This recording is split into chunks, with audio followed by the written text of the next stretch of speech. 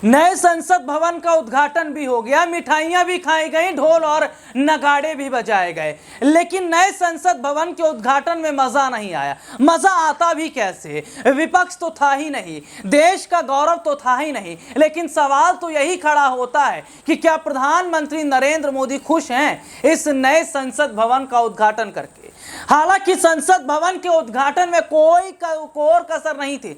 मंत्रों उच्चारण किया गया, हवन किया गया, यज्ञ किया गया, पूजा पाठ भी होता है, बाहर से पंडितों को बुलाया जाता है, तमाम विधि विधान का हर तरीके से फॉलो किया जाता है, लेकिन देखने को क्या मिलता है कि बात बनती नहीं है। साहब बात बनेगी कैसे जब देश का मान सम्मान और गौरव यहां पर था ही नहीं। जी हां, जिक्र कर रहे हैं देश की राष्ट्रपति महामहिम द्रौपदी मुर्मू की। देश का राष्ट्रपति, देश का मान होता है, सम्मान होता है, देश का गौरव होता है। और अगर बात महिला की हो तो फिर तो कहना ही क्या, क्योंकि मोदी सरकार तो खुलकर कहती है कि हम तो बेटियों को बचाते भी हैं और पढ़ाते भी हैं। प्रधानमंत्री नरेंद्र मोदी लाल किले से महिलाओं के सम्मान की बात भी करते हैं, लेकिन यह कैसा सम्मान है जहां पर एक महिला राष्ट्रपति को पूछा तक नहीं गया। इनविटेशन तो छोड़िए, सरकार ने इतनी जद्दोजहद भी नहीं की कि चलिए अगर द्रौपदी मुर्मू नाराज हैं तो उनको एक मैसेज भेजा जाए कि आइए कम से कम उद्घाटन में शामिल तो होइए। लेकिन तस्वीर जो दिखाई दे रही है इस वक्त की वो ये है कि 2024 के चुनाव से पहले माहौल खराब हो रहा है, यानी कि पर्दे के पीछे बहुत बड़ी सियासत चल रही है। और समझ लीजिए कि अगर ये सियासत परवान चढ़ गई तो 2024 की गद्दी मोदी सरकार के हाथ से निकल जाएगी। लोकसभा चुनाव में जीत का सपना देख रहे देश के प्रधानमंत्री नरेंद्र मोदी क्या सत्ता हासिल कर पाएंगे? बहुत मुश्किल है। लेकिन द्रौपदी मुर्मू का अपमान करके मोदी सरकार फंस गई है। एक और जहां विपक्षी पार्टियां इस बात पर कायम थी कि सबसे बड़ी बात है कि अगर मुर्मू नहीं जाएंगी तो हम भी नहीं जाएंगे, और पत्थर की लकीर, जिसे कहा जाए लकीर का फकीर, वही हुआ। और देखने को मिला कि विपक्ष ने बायकॉट कर दिया। द्रौपदी मुर्मू भी विपक्ष के साथ आई और बायकॉट कर दिया। और क्या वाकई द्रौपदी मुर्मू का अपमान करके देश के प्रधानमंत्री नरेंद्र मोदी फंस गए? क्योंकि देश की महिला का अपमान हुआ है, देश में द्रौपदी मुर्मू का अपमान नहीं हुआ। 3 बड़े वर्ग के लोगों का अपमान कर दिया है। कैसे, जरा समझिएगा। द्रौपदी मुर्मू एक महिला तो है, लेकिन दलित समुदाय से आती हैं, आदिवासी हैं, और तो और महिला का वोट बैंक भी है। यानी कि 3 बड़ा vote bank Bharatiya Janata party के हाथ से खिसक गया, दलित, आदिवासी और महिला। और सीधे सीधे तौर पर जो तस्वीर इस वक्त की दिखाई दे रही है वो तस्वीर ये जाहिर तौर पर बयां करती है, वो तस्वीर ये साफ तौर पर बयां करती है कि शायद आने वाले वक्त की तस्वीर कुछ ऐसे बदल रही है कि सरकार के हाथ अब कुछ लगने वाला नहीं है।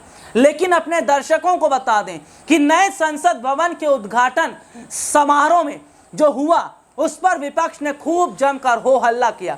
हालांकि यह भी देखने को मिला कि नए संसद भवन का उद्घाटन तो हुआ, लेकिन देश की जनता खुश नहीं थी। और ऐसी संसद का उद्घाटन करने का मतलब ही क्या कि जब देश ही खुश ना हो, देश का वर्ग ही खुश ना हो। देश के संसद भवन का उद्घाटन हो रहा था एक तरफ, और दूसरी तरफ हमारे महिला पहलवानों को घसीटा जा रहा था, बाल पकड़कर खींचा जा रहा था। और ये लोकतंत्र की तस्वीर है।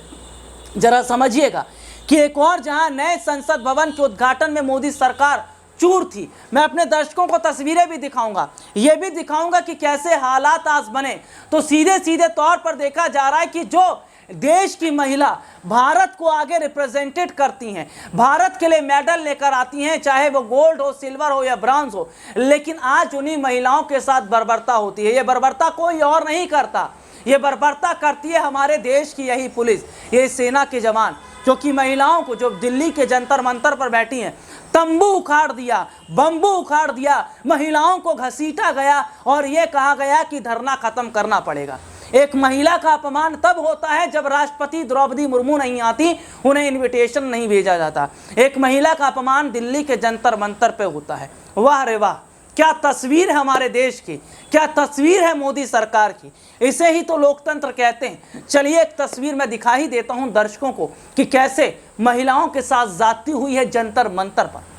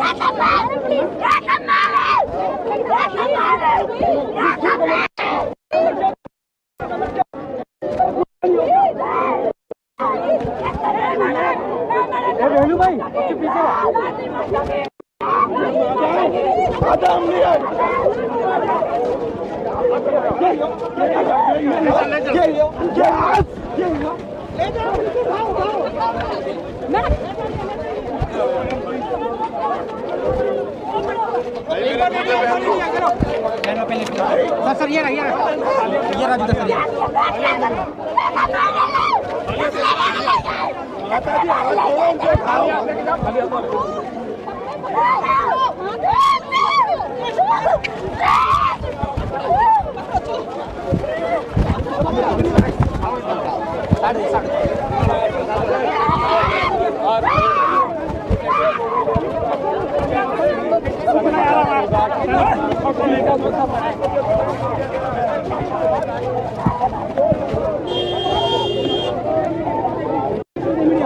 काम करने दीजिए हमें।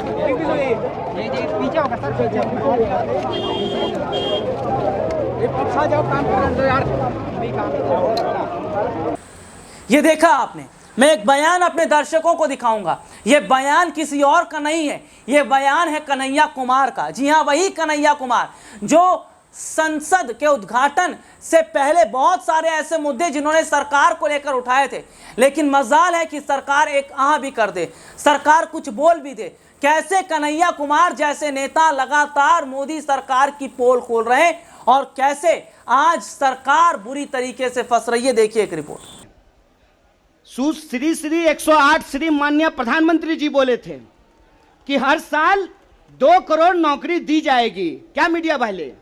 मोदी जी बोले थे ना कि हम बोले थे? अरे बोलिए ना महाराज, आपको भी बोलना पड़ेगा, याद रखिएगा इस बात को। सबकी बारी आएगी, इस बात को याद रखिएगा। अरे हमारे लिए क्या है, जब तक जेल में चना रहेगा, आना जाना लगा रहेगा, हमको कोई दिक्कत नहीं है, लेकिन बारी सबकी आएगी, इस बात को याद रखिएगा। कहे थे ना मोदी जी कि हर साल 2 करोड़ रोजगार देंगे, बोले थे कि नहीं बोले थे? अरे बोलिए ना, आप कांग्रेस के कार्यकर्ता हैं, भाजपा के थोड़े हैं कि डर जाएंगे, बोलिए। बोले थे ना, बोले थे ना कि महंगाई कम होगी, बोले थे ना खाते में 15 लाख रुपया आएगा, बोले थे ना अच्छा दिन आएगा। आया क्या? मोदी जी के स्टाइल में पूछूं क्या, आया क्या? अब नया जुमला आया है, अब नया जुमला आया है कि हम अग्निपथ लेकर के आए हैं। एगो भाजपा का नेता ईमानदार है, कैलाश विजयवर्गीय को धन्यवाद देना चाहिए। कम से कम उसने इस देश के नौजवानों की शंका दूर कर दी।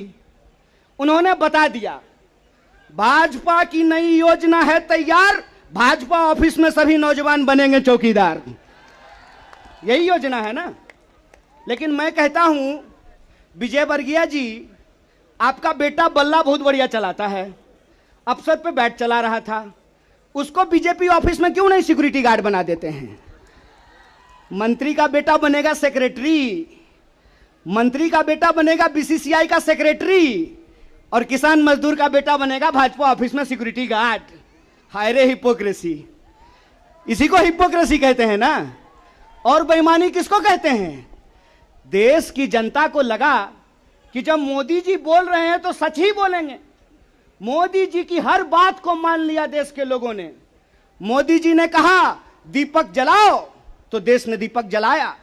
मोदी जी ने कहा बत्ती बुझाओ तो देश ने बत्ती बुझाया। मोदी जी ने कहा थाली बजाओ तो देश ने थाली बजाया। सब कुछ किया इस देश ने, लेकिन देश अब तक इंतजार कर रहा है कि मोदी जी जो हमको कहे थे उसमें से एक भी चीज पूरा नहीं किए हैं।